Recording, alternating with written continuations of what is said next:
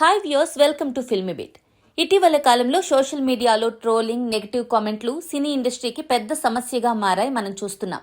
పని గట్టుకొని మరీ కొన్ని చిత్రాల్ని, వ్యక్తుల్ని టార్గెట్ చేసి రోత కామెంట్లతో విరుచుకుపడుతున్నారు కొందరు. ఇక ప్రియదర్శి హీరోగా, social media influencer Niharika heroine గా మిత్రమండలి అనే సినిమా తెరకెక్కిన సంగతి మనకు తెలిసిందే. ఈ సినిమాను బన్నీ వాసు తన స్నేహితులతో కలిసి నిర్మించారు. ఈ రోజు ఈ సినిమా ప్రేక్షకుల ముందుకొచ్చింది. ఇటీవల ట్రైలర్ రిలీజ్ చేయగా కామెడీ బాగుందని నెటిజన్లు అయితే మెచ్చుకున్నారు. అయితే కొందరు పనిగట్టుకుని సినిమాని డీగ్రేడ్ చేసేలా చెత్త కామెంట్లు పెడుతున్నారు. ఈ విషయంపై చిర్రెత్తుకొచ్చిన నిర్మాత బన్నీవాసు ప్రీ రిలీజ్ ఈవెంట్లో మాట్లాడుతూ, ఇలాంటి చేష్టలతో తన వెంట్రుక కూడా పీకలేరని, ఎవరెన్ని కుట్రలు చేసినా కంటెంట్ బాగుంటే సినిమాని ఎవరూ ఆపలేరని అన్నారు.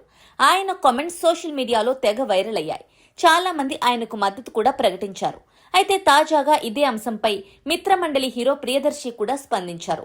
నేను ఇండస్ట్రీకి వచ్చిన ఇన్నాళ్లలో ఎప్పుడూ ఇలా జరగలేదు. ఈసారి పరిస్థితి వేరుగా కనిపిస్తోంది. ఒకే అడ్రస్ నుంచి 300 ఫేక్ ఐడీలు క్రియేట్ చేసి ట్రోలింగ్ చేశారని తెలిసి షాక్ అయ్యారు. అసలు ఇదంతా ఎవరు చేస్తున్నారు, ఎందుకు చేస్తున్నారన్నది నాకు అర్థం కావడం లేదు. మేం తప్పు చేస్తే విమర్శించడంలో తప్పు లేదు, కానీ ఇలా చేయడం దారుణం. దీనిపై ఇప్పటికే సైబర్ క్రైమ్ పోలీసులకు ఫిర్యాదు చేశాం. చట్టం తన పని తాను చేసుకుపోతుంది అని అన్నారు ప్రియదర్శి. ఇక ఇండస్ట్రీలో వినిపిస్తోన్న టాక్ ప్రకారం ఈ దీపావళికి మిత్రమండలితో పాటు రిలీజ్ అవుతున్న మరో 3 సినిమాల్లో ఓ సినిమాకి చెందిన డిజిటల్ టీం ఈ పని చేయిస్తున్నట్లుగా ప్రచారం జరుగుతోంది. దీనిపై నిర్మాత బన్నీ వాసు సమాచారం మొత్తం సేకరించారని, మీడియా సాక్షిగా అన్ని వెల్లడించనున్నారని తెలుస్తోంది. అయితే కొందరు మాత్రం ఈ వార్త ఫేక్ అని అంటున్నారు. మొత్తం మీద సోషల్ మీడియా ట్రోలింగ్ అనేది సినీ ఇండస్ట్రీకి పెద్ద సమస్యగా మారిందని చెప్పాలి.